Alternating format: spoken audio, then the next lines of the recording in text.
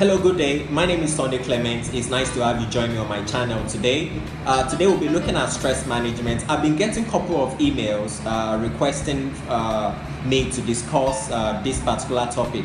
So today we'll be looking at stress management. But first of all, I will start by defining and explaining what stress is all about.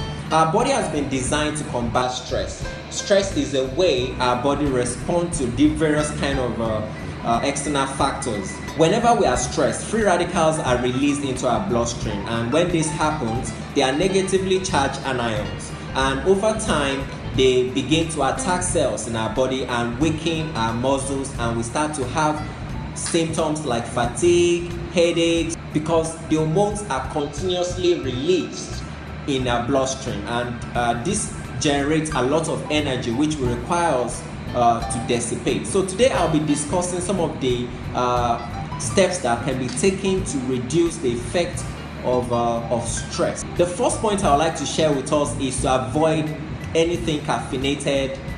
We should avoid alcohol, and we should avoid anything that contains nicotine. That's the first thing to avoid, because when we are stressed, the least thing that our body requires is to get dehydrated. So we need to replace alcohol, use of caffeine to relax by taking more of water, because our body needs to be rehydrated. Therefore, it is advisable to avoid taking any form of caffeine, any form of alcohol, or any type of nicotine, like smoking of cigarettes. These are ways people relax. These are ways people relax, but it's not healthy. So therefore, I would like to advise us to avoid using alcohol, using caffeine, and nicotine to relax. The second thing is to indulge in physical activities, because sometimes sedentary lifestyle can actually lead to depression and lead to increase of hormone in our system, especially when we do jobs that are mentally stressful.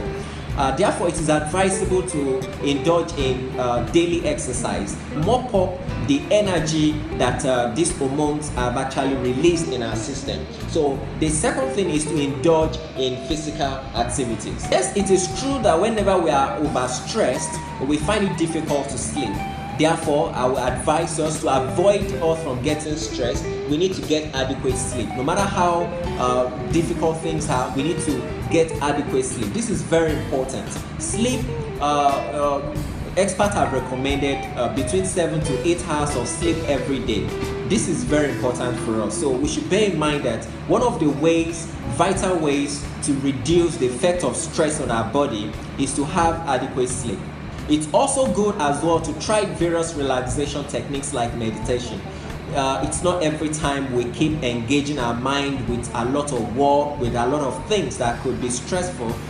It is also important for us to engage in relaxation. Sometimes it's advisable to try yoga relaxation techniques.